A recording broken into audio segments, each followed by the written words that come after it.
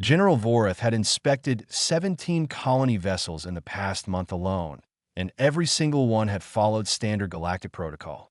Storage bays positioned near the hull for easy cargo transfer. Engineering decks buried deep in the ship's core for protection. Crew quarters spread across 3 levels with proper radiation shielding. The human vessel Horizon's promise matched these requirements perfectly, except for one detail that gnawed at his tactical mind like a parasite. Deck 7 was completely isolated from the rest of the ship's layout. The tall Draxian general stood in the vessel's command center, his scaled skin reflecting the blue light from the navigation displays. His black uniform bore the silver insignia of the Galactic Coalition's Inspection Corps, a position he had held for 12 years without a single violation going unnoticed. Captain Rebecca Hayes stood beside him, a human woman with gray streaks in her dark hair and tired eyes that suggested too many nights reviewing supply manifests. "Your ship passes all structural requirements," Voreth said, his voice carrying the natural growl of his species. "However, I require access to Deck 7 before I can certify this vessel for deep space colonization." Hayes shifted her weight, a gesture Voreth had learned indicated discomfort in humans. "General, that deck is not relevant to your inspection. It contains no weapons, no restricted technology, and no materials that violate Coalition trade agreements. Then you should have no objection to showing it to me." The human captain looked at her first officer, a man named Stephen Park who seemed equally uncomfortable with the request. They exchanged glances that Voreth could not interpret, another frustrating aspect of dealing with species that relied so heavily on facial expressions to communicate. "Very well," Hayes finally said, "but I need you to understand that what you see there might be confusing at first. Humans operate differently than most Coalition species when it comes to certain practices." Voreth's hand moved instinctively to the datapad at his belt. Confusing practices often meant illegal practices. In his experience, species that tried to hide their activities usually had good reason to do so. His security officer, Lieutenant Gren, stood at attention near the door, ready to summon additional forces if needed. They traveled down 3 corridors and took 2 lift systems to reach Deck 7. As they descended, Voreth became aware of sounds filtering through the walls. High-pitched vocalizations, rapid footsteps, and strange melodic patterns he could not identify. His tactical database contained audio signatures for every known weapon system in the galaxy, and these sounds matched none of them. "What is that noise?" he demanded. "You'll see in a moment," Hayes replied, her tone careful. The lift doors opened onto a corridor that made Voreth stop in his tracks. The walls were painted in bright colors that served no tactical purpose. Yellow, orange, red, and blue sections covered every surface, with images of planets, stars, and various alien species decorating the space between. Soft lighting emanated from panels designed to mimic natural sunlight rather than the efficient white illumination used throughout the rest of the ship. Then he saw them. Small humans, no taller than his waist, ran through the corridor in groups. They wore colorful clothing that matched the walls, and their vocalizations increased in volume as they chased each other in what appeared to be some kind of game. One of them, a tiny female with yellow hair tied in 2 clumps on either side of her head, ran directly toward him without slowing down. "Incoming projectile," Gren announced, raising his scanner. The small human collided with Voreth's leg and bounced backward, landing on her rear end. She looked up at him with enormous blue eyes, her mouth forming a perfect circle of surprise. For 3 seconds, nobody moved. Then the tiny creature started making a repetitive sound that Voreth's translator identified as laughter before scrambling to her feet and running away down the corridor. "Stand down, Lieutenant," Voreth said slowly, his mind struggling to process what he had just witnessed. "What was that?" "That was Lucy," Hayes explained. "She's 5 years old. General Voreth, welcome to our education and family deck. These are our children." Children. Voreth knew the word, of course. Every species produced offspring to continue their genetic line. But in Draxian culture, juveniles were kept in state-controlled hatcheries until they reached maturity at age 15. Adults never interacted with them.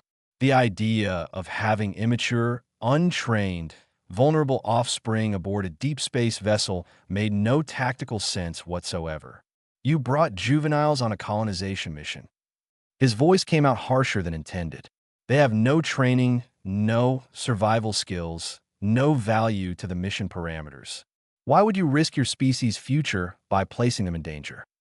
A human male approached them, younger than Hayes, but wearing an instructor's badge on his shirt. His name tag read David Walsh. General, human children don't stay in facilities. They live with their parents. They're part of our families. Families? Vorith repeated the word, as if it were a virus he needed to quarantine. The parents of these children are members of our crew, Hayes explained. Engineers, scientists, medical staff, agricultural specialists. When we planned this colony mission, we knew it would take 6 years to reach our destination. We couldn't ask our people to leave their children behind for that long. Vorith watched as more small humans emerged from various rooms along the corridor. Some carried data pads displaying what appeared to be educational content. Others held objects he could not identify. An adult human crouched down to speak with one of the juveniles, touching the small one's shoulder in a gesture that seemed to provide comfort. In Draxian society, we collect eggs immediately after they are laid, Vorith said, trying to make sense of what he was seeing. They hatch in sterile facilities designed for optimal growth. The juveniles are raised by trained specialists who teach them necessary skills.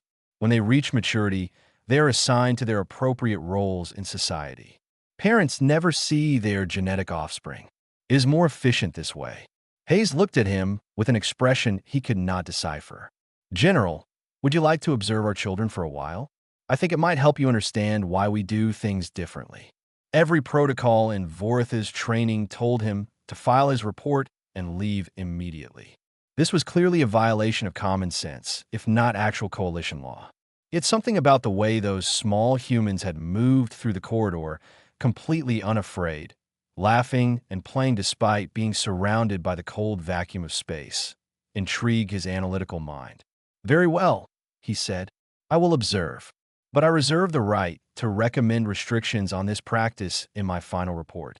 As Hayes led him deeper into Deck 7, Vorith noticed the small human called Lucy peeking at him from behind a doorway, still giggling.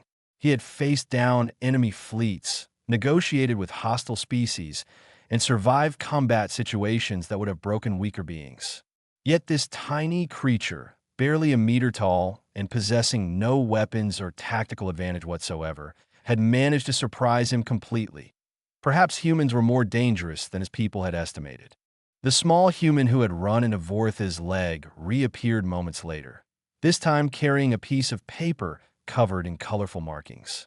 She walked right up to the towering Draxian general without any sign of fear, holding the paper out toward him with both hands. I made this for you, she announced, her high-pitched voice cutting through the corridor noise. It's a picture of a friendly alien. That's you. Vorith stared down at the crude drawing. It showed a large figure with scales, clearly meant to represent him, standing next to several smaller figures that he assumed were human children. The proportions were completely wrong, the colors made no tactical sense, and the artistic skill level indicated severe lack of training. Yet the small human looked up at him with an expression of pure expectation, waiting for some kind of response. This is inaccurate, Vorith said, pointing at the drawing. My scales are dark green, not blue, and I do not smile. Draxians lack the facial muscles required for that expression. Lucy's face fell, her lower lip trembling in a way that triggered an unexpected response in Vorith's chest. A tightness he could not explain. Captain Hayes quickly intervened. What the general means is thank you, Lucy. It's a beautiful picture. Why don't you go show Mrs. Reed what you made? The child brightened immediately and ran off down the corridor, her earlier disappointment apparently forgotten. Vorith watched her go, confused by his own reaction to her emotional display. Draxian children were taught emotional control from the moment they could understand language. Showing distress was considered a sign of weak genetic stock. You will find that human children are very emotionally expressive, Hayes explained, as if reading his thoughts. They haven't learned to hide their feelings yet. Most humans consider that a good thing. Inefficient, Vorith muttered, but he carefully folded the drawing and placed it in his uniform pocket. Lieutenant Grin had been scanning the corridor with his tactical sensors, and he approached with his data pad extended. Sir, I'm detecting approximately 47 juveniles on this deck, ranging in age from 3 to 14 standard years. There are also 12 adult humans assigned as supervisors and educators. 47 untrained, vulnerable beings in deep space, Vorith said, shaking his head. Captain Hayes, I must formally question the wisdom of this decision. In the event of a hull breach, enemy attack, or system failure, these juveniles would be completely helpless. They possess no survival skills, no combat training, no ability to contribute to crisis management. They are liabilities. A human woman emerged from one of the nearby rooms, wearing an instructor's uniform. Her name tag identified her as Amy Reed. She carried a data pad and appeared to be in the middle of a lesson plan. General Vorith, I'm a head teacher for our primary education program, she said, extending her hand in the human greeting gesture. Vorith looked at the hand for a moment before awkwardly grasping it, remembering that humans seem to value this physical contact ritual. Would you like to observe one of our classes? It might give you a better understanding of what we're doing here. Vorith glanced at Hayes, who nodded encouragingly. Against every instinct in his tactical mind, he agreed. The classroom was designed for beings much smaller than himself. Chairs and desks stood at heights that would be appropriate for someone half his size. The walls displayed educational materials showing planetary systems, mathematical equations, and what appeared to be historical information about various species in the galaxy. 12 human juveniles sat at the desks, their attention focused on Mrs. Reed as she explained something about orbital mechanics. Vorith attempted to sit in a chair at the back of the room. The furniture groaned under his weight, but held. The children turned to stare at him, their eyes wide with curiosity.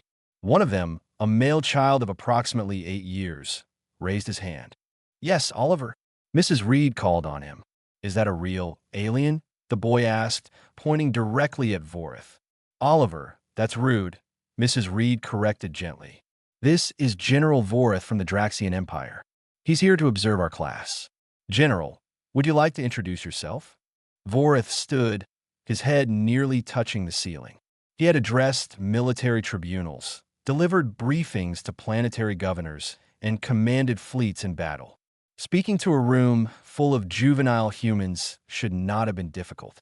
Yet he found himself uncertain of what to say.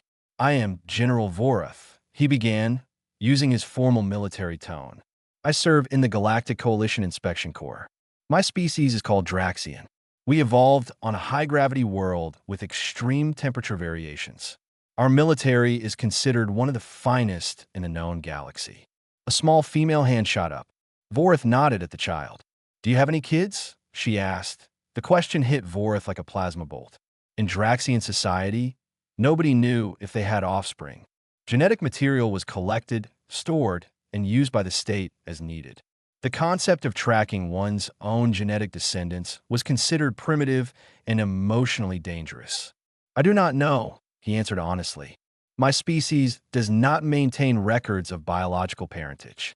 It is considered irrelevant to our social structure. The children looked at each other with confused expressions. One of them whispered something to his neighbor, and soon several of them were engaged in quiet discussions about this revelation. That's so sad, Oliver said, his voice carrying genuine sympathy. My dad is an engineer. He teaches me stuff about engines and power systems. Don't you want to know who your dad is? Draxian juveniles are raised in educational facilities by trained specialists, Vorith explained, feeling oddly defensive. This system ensures optimal development and eliminates the inefficiency of emotional attachment. When we reach maturity at age 15, we are assigned to our appropriate roles based on our abilities and test scores. Mrs. Reed stepped forward, her expression thoughtful. General, in human society, we believe that children develop best when they have strong emotional bonds with their parents. Love, attachment, and family connections aren't inefficiencies. They're what make us human. They teach children empathy, trust, and social skills that can't be learned from specialists. Emotional bonds create weakness, Vorith stated, reciting what he had been taught in the hatchery.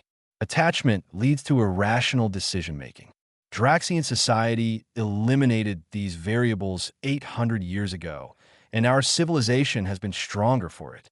Yet even as he spoke the words, he watched a small human girl lean over to help her classmate with a difficult math problem. He observed another child sharing his learning materials with a student who had forgotten hers. These were cooperative behaviors that benefited the group, done without any command or requirement from authority. A soft chime sounded, and Mrs. Reed announced that it was time for recess. The children immediately began moving toward the door, their energy levels increasing dramatically. Several of them approached Vorith, asking questions about his homeworld, his ship, and whether he had ever fought space pirates. For the next 20 minutes, Vorith found himself surrounded by curious human juveniles who showed absolutely no fear of his imposing size or alien appearance. They touched his scales, asked to see his data pad, and wanted to know if his ship had weapon systems. Their questions came in rapid succession, giving him barely enough time to formulate answers. Lieutenant Grin stood in the corner, his expression showing the same confusion that Vorith felt. In Draxian culture, juveniles were taught to maintain respectful distance from authority figures. They spoke only when addressed and never initiated physical contact with superiors. These human children violated every social protocol the Draxians considered normal. Lucy appeared again, this time with a group of 3 other children. General Vorith, do you want to play tag with us? I do not understand this reference, Vorith replied. It's a game where someone is it, and they have to chase the other players. Lucy explained with the patience of someone teaching a much slower student. When you touch someone, they become it instead. This serves no tactical purpose, Vorith observed. It's fun, Lucy said, as if that explained everything. Before Vorith could respond, alarms began blaring throughout the ship. Red emergency lights flooded Deck 7 as the ship's automated warning system announced an incoming asteroid field. Voritha's military training took over instantly, his body moving before his conscious mind fully processed the threat. Around him, human children stopped playing, their faces shifting from joy to fear in the span of a single heartbeat. Captain Hayes's voice crackled through the communication system. All personnel to emergency stations. This is not a drill. Teachers initiate child safety protocol immediately. Mrs. Reed moved with practiced efficiency, gathering children toward the reinforced shelter at the end of the corridor. Other teachers emerged from classrooms, each one guiding their students with calm voices that contrasted sharply with the blaring alarms. Vorith noticed something that defied his understanding of proper crisis management. The adult humans were placing themselves between the children and potential danger, using their own bodies as shields. This is backwards, Vorith said to Lieutenant Grin. In a crisis situation, the most valuable personnel should be protected first. These adults possess skills and training. The juveniles have no practical use in an emergency. Why sacrifice the capable for the helpless? Grin had no answer. He stood watching the humans with the same confusion that Vorith felt. A human engineer ran past them, heading toward the lift system. Vorith recognized him from the crew manifest as Frank Morris, a specialist in shield generator systems. A small boy clung to his leg, crying and refusing to let go. "Daddy, don't leave," the child sobbed.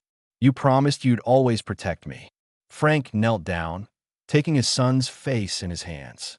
"Oliver, I need to fix the shield so everyone stays safe. That includes you. Mrs. Reed will take care of you until I get back. I promise. But what if something happens to you?" Oliver's voice broke with genuine terror. "Nothing will happen to me," Frank said, though Vorith could detect the uncertainty in his voice. "I'm the best shield technician on this ship. Now be brave for me, okay?" The child nodded, though tears still streamed down his face. Frank handed his son to Mrs. Reed and ran toward the lift, his face set in grim determination. Vorith watched this exchange with growing incomprehension. The emotional display served no tactical purpose and only made the separation more difficult for both parties. The ship shuddered as the first small asteroid impacts hit the outer hull. The defensive systems were handling them, but Vorith's trained ear detected a power fluctuation in the shield generators. Frank Morris was running toward a potentially dangerous repair situation, driven by the need to protect his genetic offspring rather than pure duty. More children arrived at the shelter, some carried by teachers, others running on their own. Lucy found Vorith in the chaos and grabbed his hand with her small fingers. "I'm scared," she said simply. Vorith looked down at her, unsure how to respond. Draxian protocol for dealing with frightened juveniles involved sedation and isolation until the emotional episode passed. But something about this small human's trust in him, her willingness to seek comfort from an alien she had only just met, created that strange tightness in his chest again. "The probability of catastrophic failure is low," he said, defaulting to statistics. "Your ship's defensive systems are adequate for this level of threat. But what if they're not?" Lucy asked, her blue eyes searching his face for reassurance that numbers could not provide. Before Vorith could formulate another response, the ship lurched violently. Emergency bulkheads began sealing throughout Deck 7, and the lights flickered. Mrs. Reed counted heads quickly, her face going pale. "We're missing 2 children," she announced. "Bobby and Sarah didn't make it to the shelter before the bulkhead sealed." Captain Hayes's voice came through the communication system again. "All personnel, brace for emergency maneuvering. Engineering reports Shield Generator 3 is offline. Rerouting power to compensate." Vorith's tactical mind assessed the situation instantly. 2 juveniles loose on the deck during emergency maneuvering, with damaged shields and incoming asteroids. The logical response would be to secure the majority and accept the loss of 2 individuals who had failed to reach safety in time. But the human adults in the shelter were already moving toward the sealed bulkhead, trying to find a way to reach the missing children. "The bulkheads are sealed for your protection," Vorith stated. "Opening them during emergency maneuvering would put everyone at risk. 2 casualties are preferable to 47. Mrs. Reed turned on him with an expression he had never seen on a human face before. Pure fury mixed with desperation. "Those are children. We don't abandon children. Ever. Emotional thinking will get you all killed," Vorith countered. "Then we'll die trying to save them," she shot back. "That's what humans do." The ship shook again, harder this time. Through the viewport, Vorith could see asteroids of increasing size approaching their position.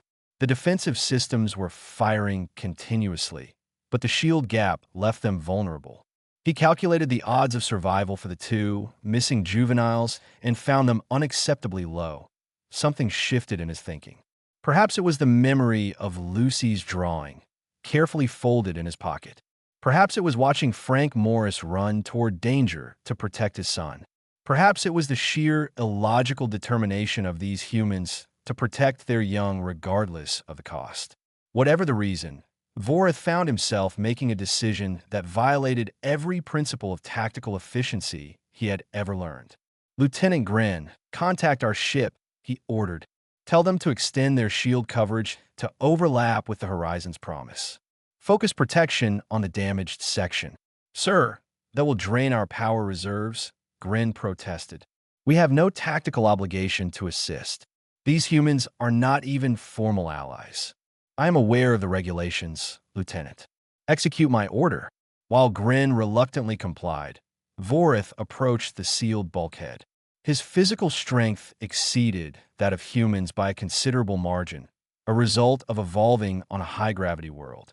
He gripped the emergency release mechanism and pulled, his muscles straining against the hydraulic locks. "What are you doing?" Mrs. Reed asked. "Something inefficient," Vorith grunted, forcing the bulkhead open just wide enough for a person to pass through. "Stay here with the other juveniles. I will retrieve the missing ones." He stepped through the gap before any of the humans could argue. The corridor beyond was dark except for emergency lighting. Debris from damaged ceiling panels littered the floor, and the ship's movements made walking difficult even for someone with his balance. He activated his helmet's scanning systems, searching for human life signs. 2 small heat signatures registered 30 meters ahead, huddled in a corner near a collapsed equipment rack. Vorith made his way toward them, his heavy footsteps echoing in the empty corridor. As he got closer, he could hear crying. The two children, both males of approximately 6 years old, looked up at him with terrified faces. They had been playing in a storage room when the alarm started and had gotten trapped when the automated systems locked down. "Come with me," Vorith commanded, extending his large hands toward them. The children hesitated, clearly frightened by his alien appearance. Another impact shook the ship, and part of the ceiling began to crack. Vorith made a decision based purely on instinct rather than training. He scooped both children up, one under each arm, and ran back toward the shelter. The bulkhead was starting to close automatically, the ship's systems trying to maintain hull integrity. Vorith pushed his speed to its limit, his powerful legs covering ground in strides that would have been impossible for a human. He dove through the gap just as the bulkhead sealed completely, landing in a roll that somehow managed to keep both children uninjured. Misses. Reed immediately took the two boys from him, checking them for injuries while other teachers crowded around. The children were crying, but appeared physically unharmed. Lucy pushed through the crowd and hugged Vorith's leg again. "You saved them," she said, her voice filled with awe. Vorith stood slowly, processing what he had just done. He had risked his life for two human juveniles he did not know, compromised the ship's defensive capabilities, and violated numerous regulations in the process. By Draxian standards, his actions were criminally illogical. Yet as he watched the two rescued children reunite with their tearful teacher, as he felt Lucy's small arms wrapped around his leg in gratitude, he could not bring himself to regret the decision. The crisis lasted another 40 minutes before the Horizon's promise cleared the asteroid field. During that time, Vorith remained in the children's shelter, his massive frame taking up a significant portion of the available space. The human juveniles had gradually overcome their initial fear of him, and now treated him as just another adult present to keep them safe. Some of them asked him questions about his homeworld. Others showed him their learning materials or small personal items they had brought to the shelter. A few simply sat near him, finding comfort in his presence despite his alien appearance. Vorith answered their questions with the same precision he would use in a military briefing, though he found himself simplifying his explanations when their young faces showed confusion. When Captain Hayes finally announced that the danger had passed, the teachers began organizing the children for return to their regular activities. Vorith expected them to disperse immediately, eager to leave the confined shelter. Instead, several of them approached him with small tokens of gratitude. Bobby, one of the boys he had rescued, presented him with a small toy spaceship. "You can have this," the child said, "because you were brave." "I cannot accept this," Vorith replied, recognizing that the toy likely held significance for the juvenile. "It belongs to you. My dad says when someone helps you, you should give them something to say thank you," Bobby insisted, pressing the toy into Vorith's large hand. "You saved me and Sarah, so you get my favorite ship." Vorith looked at the small plastic object, which was worth perhaps a fraction of a credit in actual value. Yet the child offered it as if presenting a treasure. The general carefully closed his fingers around it, mindful not to crush the fragile toy. "I will keep it safe," he promised, and Bobby's face lit up with a smile that seemed to radiate more energy than the ship's power core. Frank Morris appeared at the shelter entrance, covered in grease and sweat, but wearing a relieved expression. Oliver broke away from the group and ran to his father, who caught him in a tight embrace. "I told you I'd be fine," Frank said, though his voice carried the strain of someone who had not been entirely certain of that outcome. "The shields are back at full power. Everyone's safe now." General Vorith saved Bobby and Sarah, Oliver announced proudly, as if he had personally accomplished the rescue himself. "He's a hero." Frank looked at Vorith with an expression the general could not quite interpret. Respect, certainly, but mixed with something else. Gratitude, perhaps, or recognition of a shared experience. "Thank you," Frank said simply, "for risking yourself for our kids. That means more to us than you probably understand."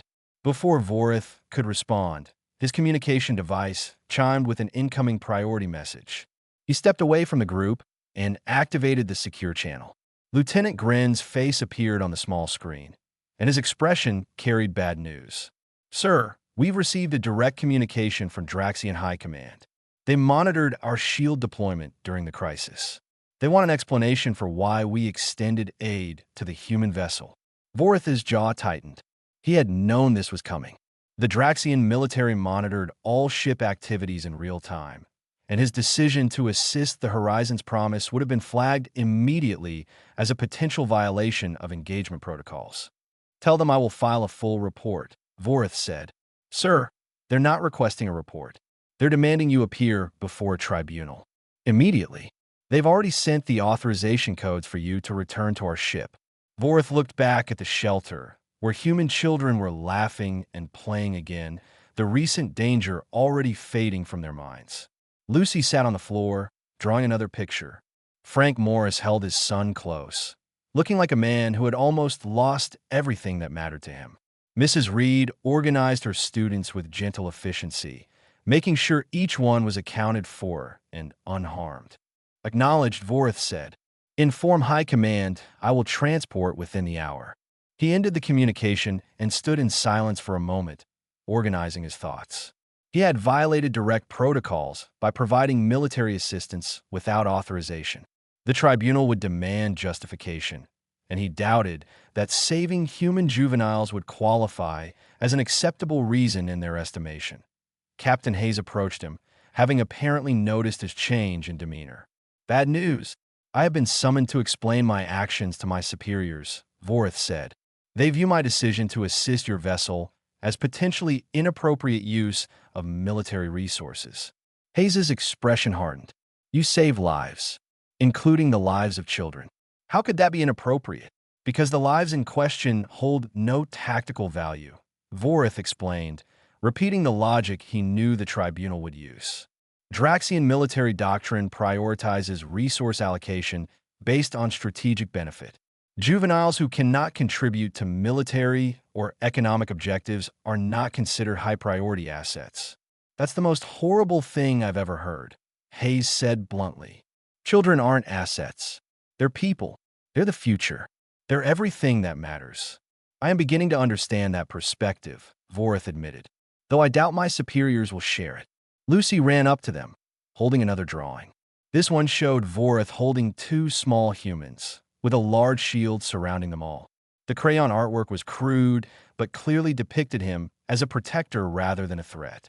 I made you another picture, she announced. So you remember when you were a hero. Vorith took the drawing carefully, adding it to the one already in his pocket. I'm not a hero, small human. I simply made a calculation that the potential loss outweighed the resource expenditure. That's not why you did it, Lucy said with the absolute certainty that only a 5-year-old could possess. You did it because you care about us. I can tell. The general looked down at this tiny creature who seemed to see through every layer of tactical justification he had constructed. She was right, of course. Somewhere during his time on Deck 7, watching these small humans learn and play and trust him despite his fearsome appearance, he had begun to care. It was inefficient, illogical, and potentially career-ending. But it was also true. Perhaps, he conceded. Over the next 30 minutes, Vorith prepared to leave the Horizon's promise.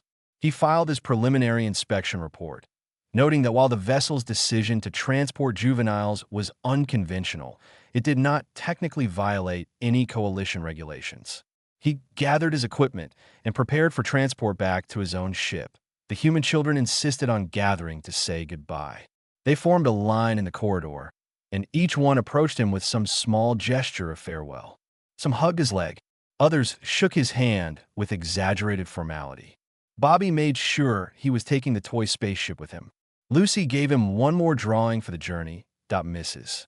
Reed spoke for the group of teachers. General Vorith, I misjudged you when you first arrived. I thought you were just another military officer who saw us as problems to be managed. But you proved me wrong. Thank you for protecting our children.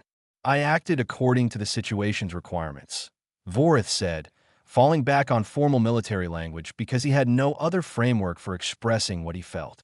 You acted like someone who understands what really matters, Hayes corrected. And that's something no amount of military training can teach.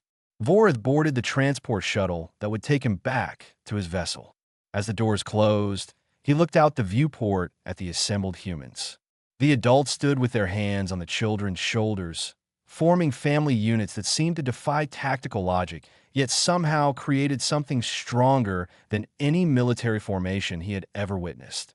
Lieutenant Gren met him in the docking bay of the Draxian ship, his expression troubled. "Sir, the tribunal is ready. They've assembled 5 senior commanders to review your actions." "This is serious." "I'm aware, Lieutenant." Vorith straightened his uniform and checked that Lucy's drawings were secure in his pocket. "Let us proceed." The 2 Draxians walked through corridors designed for efficiency rather than comfort, heading toward a confrontation that would determine Vorith's future in the military. But for the first time in his career, the general found himself questioning whether the military's judgment was the only one that mattered. The tribunal chamber aboard the Draxian warship looked exactly like every other military courtroom Vorith had ever seen. Cold metal walls, efficient lighting, and 5 senior commanders seated at an elevated platform designed to emphasize their authority. At the center sat Commander Ravik, a veteran of 40 years who had never questioned an order in his entire career. Vorith stood at attention in the center of the room, his hands clasped behind his back. Lieutenant Gren had been dismissed, leaving him alone to face judgment. The holographic display beside the tribunal showed tactical readouts of the asteroid field incident, complete with power consumption data from their shield deployment. "General Vorith," Commander Ravik began, his voice carrying the weight of absolute authority. "You extended military-grade defensive shields to protect a civilian human vessel during a natural disaster event. You did so without requesting authorization from High Command. You depleted 17% of your ship's power reserves in the process. Explain your reasoning." "The human vessel had sustained damage to their shield generators," Vorith replied, keeping his tone formal and precise. "The asteroid field posed a significant threat to their survival. My assessment indicated that Coalition interests would be better served by ensuring the vessel's continued operation." "Coalition interests?" Another commander, a female named Siltar, leaned forward. "The human colonization mission has no strategic value to the Draxian Empire. They are not military allies. They offer no trade advantages. Their survival or destruction is tactically irrelevant. They are registered coalition members," Vorith countered. "The treaty obligations require mutual assistance during crisis situations. Only when such assistance does not compromise military readiness," Ravik corrected.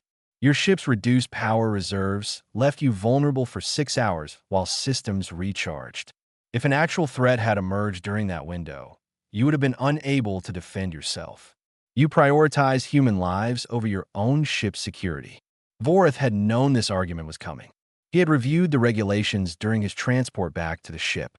The tribunal was technically correct. He had violated standard protocols, but he had also saved 47 human juveniles and their caretakers, and that fact seemed to carry no weight in this room. "Permission to present additional context," Commander Vorith requested. Ravik gestured for him to continue. "The human vessel was transporting juveniles," Vorith explained. 47 immature members of their species, ranging in age from 3 to 14 years. These individuals were at significant risk during the crisis. "Juveniles?" Silthar's expression showed confusion. Why would a deep space colonization vessel transport untrained, vulnerable juveniles? That defies basic operational logic.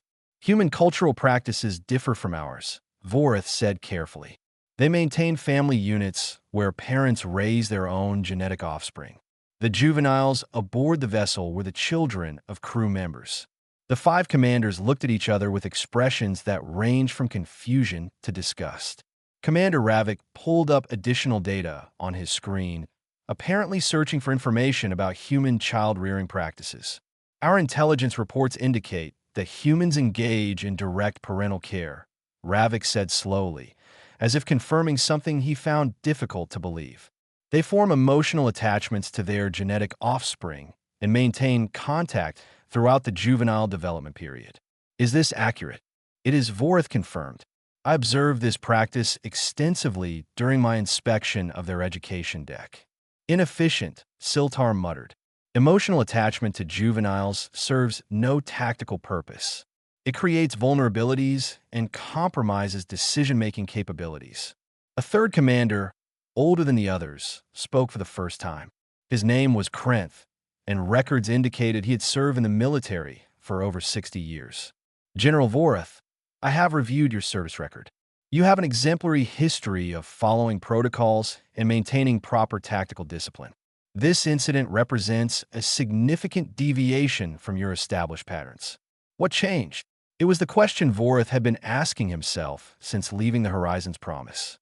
What had changed? He had conducted hundreds of inspections, encountered dozens of species with unusual customs, and never once allowed personal feelings to influence his professional decisions.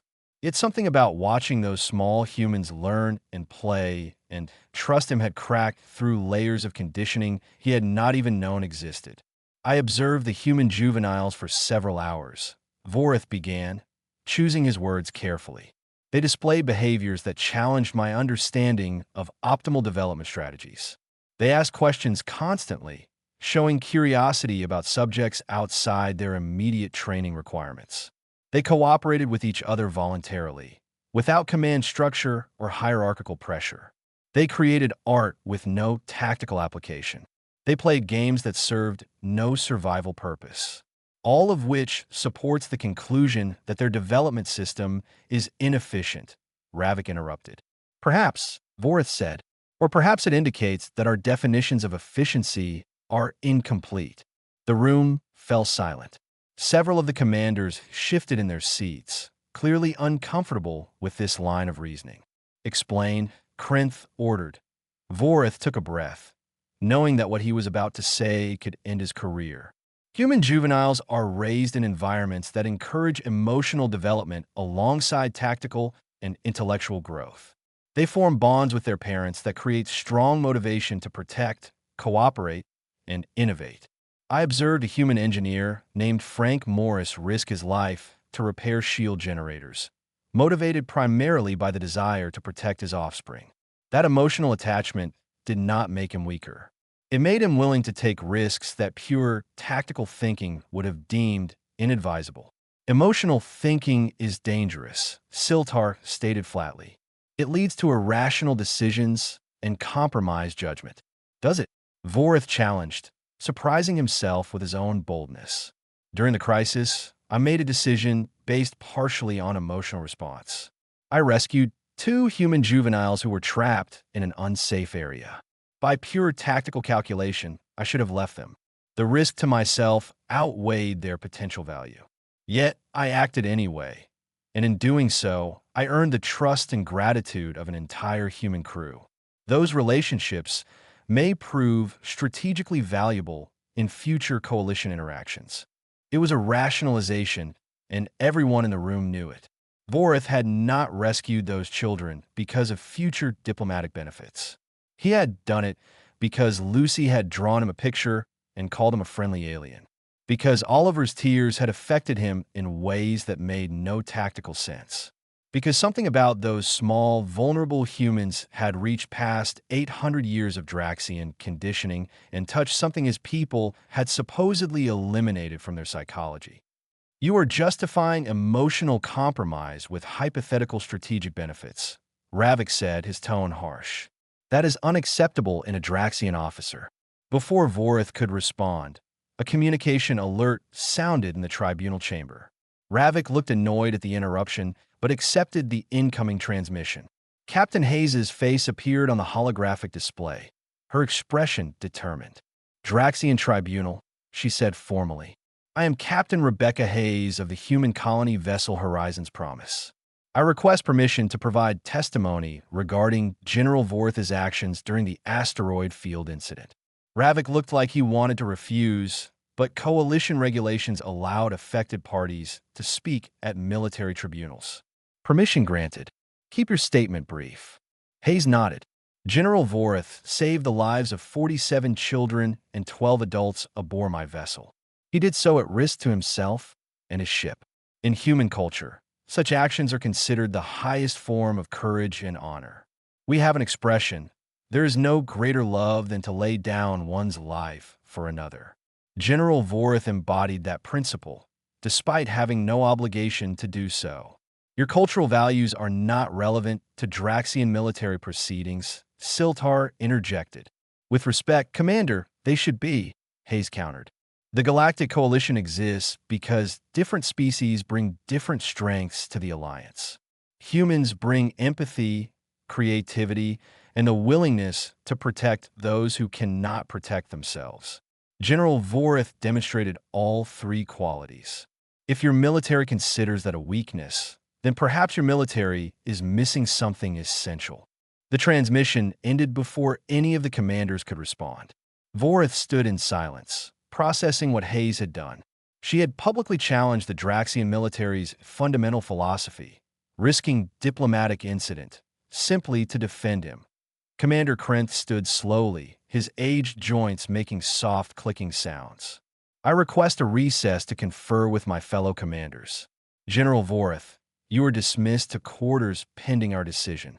Vorith saluted and left the chamber, his mind churning with uncertainty about his future. Share artifacts, download all story outline document, MD. 3 days passed before Vorith received the tribunal's decision. During that time, he remained confined to his quarters aboard the Draxian warship, with no communication privileges and no information about what judgment awaited him. He spent the hours reviewing Lucy's drawings, which he had spread across his desk like tactical maps that made no sense, yet somehow mattered more than any battle plan he had ever studied. Lieutenant Grin brought him meals and offered silent companionship, but even his loyal officer seemed uncertain about what to say. The entire crew knew about the tribunal, and Vorith could sense their confusion through the walls. A general being disciplined for saving lives was unprecedented in Draxian military history. On the morning of the 4th day, Grin arrived with a different expression on his face. Not quite hope, but something close to it. Sir, the tribunal has reached a decision. But before they announce it, Commander Krenth has requested a private meeting with you. Vorith followed Grin through the ship's corridors to a small observation room that overlooked the vast emptiness of space. Commander Krenth stood at the viewport, his hands clasped behind his back in a posture that mirrored Vorith's own habitual stance. Leave us, Krenth ordered Grin, who saluted and departed immediately. For a long moment, neither Draxian spoke. They simply stood together, watching distant stars that had witnessed the rise and fall of countless civilizations. I have something to tell you, Krenth finally said, his voice quieter than it had been in the tribunal chamber. Something that is not in any official record.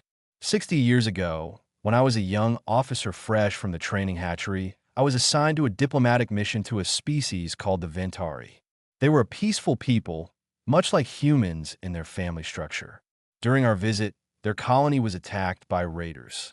Vorith listened, sensing that this story mattered more than he could yet understand. I watched Ventari parents throw themselves between their children and incoming weapons fire, Krenth continued. I saw them make choices that defied all tactical logic, sacrificing themselves for juveniles who had no military value whatsoever. At the time, I wrote in my report that their emotional attachments made them weak and vulnerable. What changed your assessment? Vorith asked. The Ventari colony survived because their adults fought with a ferocity that no purely tactical motivation could have produced. They defended their children with such determination that the raiders eventually retreated, deeming the target too costly to conquer. I realized then that perhaps strength comes in forms that our military doctrine does not recognize. Krenth turned to face Vorith directly. I never filed a revised report. I buried that observation and continued my career according to established protocols. I told myself that one incident did not invalidate 800 years of Draxian social engineering. But I have thought about those Ventari parents every single day since. Why are you telling me this, Commander? Because you had the courage to act on what I only observed. You questioned our assumptions. You allowed yourself to feel something that our culture has spent centuries trying to eliminate. And in doing so, you may have discovered a truth that could change our entire civilization. Krenth pulled out a datapad and handed it to Vorith. This is not part of the official tribunal findings, but I thought you should know. After your testimony, I ordered a comprehensive analysis of Draxian innovation rates, social stability metrics, and military effectiveness over the past 800 years. The data shows a consistent decline in creative problem-solving and adaptive thinking since we implemented the hatchery system. Vorith studied the graphs and statistics, his tactical mind immediately recognizing the patterns. We have become more efficient at following established protocols, but less capable of developing new ones. Precisely. Meanwhile, species like humans, who maintain family structures and emotional bonds, demonstrate significantly higher rates of innovation and adaptation. They create art, music, and literature. They ask questions we never think to pose. They take risks we would calculate as inadvisable. And somehow they thrive. What was the tribunal's decision? Vorith asked. You're being reassigned, Krenth said. Not as punishment, but as the first Draxian cultural observer assigned specifically to study human child-rearing practices. You will spend the next 6 months aboard the Horizon's Promise, documenting their family structures, educational methods, and developmental strategies. Your reports will go directly to the Draxian Council. Vorith felt something unfamiliar stir in his chest. Relief, perhaps, or anticipation. The Council is actually considering changing our practices. A small faction is, very small and very cautious. But your actions during the asteroid field incident have sparked discussions that have not occurred in our government for generations. Some Draxians are beginning to ask if we sacrificed something essential when we eliminated family bonds. Krenth paused. There is something else. The Hatchery Administration has located your genetic offspring. A female, age 22, currently serving as a science officer on a research vessel. Her name is Syria. The name meant nothing to Vorith. Yet the knowledge that somewhere in the galaxy, a young Draxian shared his genetic code and existed as a unique individual rather than a statistical entry in a database created a sensation he could not name. Does she know about me? He asked. No. In Draxian culture, such information is not typically shared. But if you wish to request a meeting, the Council has indicated they would allow it. As part of your research into alternative family structures, of course. Vorith understood the implication. The Council was giving him permission to do something that had been forbidden in Draxian society for centuries. To meet his own child and attempt to form a connection based on biology rather than assigned duty. I accept the assignment, Vorith said formally. And I would like to request that meeting with Syria. I will arrange it. Krenth placed a hand on Vorith's shoulder, a gesture of physical contact that was highly unusual between Draxian officers. You're doing something important, General. Not just for yourself, but for our entire species. Do not let the weight of that responsibility make you forget why you made your choices in that asteroid field. 6 hours later, Vorith stood in the docking bay of the Horizon's Promise for the second time. Captain Hayes met him personally, her face showing a mix of relief and satisfaction. Welcome back, General. We heard about your new assignment. The children have been asking about you constantly. As if summoned by her words, Lucy came running down the corridor, her yellow hair bouncing with each step. She crashed into Vorith's leg with her usual lack of concern for physics or personal safety, then looked up at him with a grin that could power entire star systems. You came back, she shouted. I told everyone you would. Are you going to stay this time? For 6 months, Vorith confirmed, kneeling down to her level for the first time. I have been assigned to learn about how humans raise their children.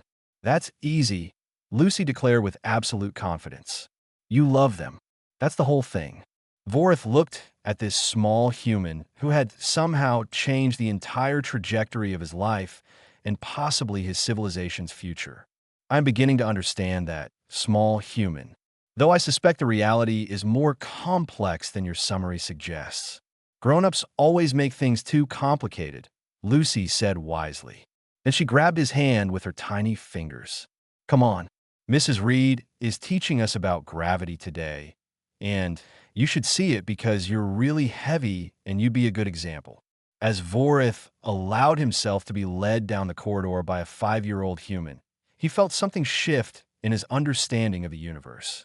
For 800 years, Draxian culture had pursued efficiency, eliminated emotional complications, and optimized every aspect of their society for tactical superiority. They had created a civilization that functioned like a perfect machine, but machines could not create art. Machines could not ask questions that had no tactical purpose. Machines could not look at a stranger and decide to trust them simply because they seemed kind. Machines could not love. Over the following months, Vorith documented everything he observed aboard the Horizon's Promise. He watched parents teach their children to solve problems through encouragement rather than punishment. He observed how human juveniles learned empathy by caring for smaller children and even pets. He noted how families celebrated achievements together and supported each other through failures. He sent regular reports to the Draxian Council, each one carefully worded to present logical arguments for reconsidering their approach to child rearing. He included data on human innovation rates, social stability metrics, and the clear correlation between strong family bonds and adaptive thinking. But in his private moments, sitting in the classroom while Lucy showed him her latest drawing, or watching Oliver proudly explain a science project his father had helped him build, Vorith understood something that could not be reduced to statistics or tactical assessments. Humans had not become successful despite their emotional attachments to their children. They had become successful because of those attachments. Love was not a weakness that compromised decision-making. It was a strength that motivated humans to protect, innovate, and build futures worth living in. 3 months into his assignment, Vorith received a message that Syria had agreed to meet him. The young Draxian science officer was curious about the general who shared her genetic code, though she admitted she did not understand why such a meeting would matter. Vorith smiled at that response, an expression that had become easier with practice. He would explain it to her. He would tell her about a small human named Lucy who had taught him that biology could be the beginning of something more meaningful than statistical correlation. He would share what he had learned about the power of choosing to care for someone simply because they existed. The galaxy was changing one family at a time. And Vorith, the Draxian general who had questioned 800 years of tradition because a 5-year-old drew him a picture, intended to help that change spread to his own people. Because he had learned something that no amount of military training could have taught him. The strongest bonds in the universe were not forged through tactical necessity or assigned duty. They were built through the simple, profound, illogical decision to love someone and call them family. Even if logic said otherwise. Especially if logic said otherwise, the Share Artifacts Download All Story Outline Document, MD.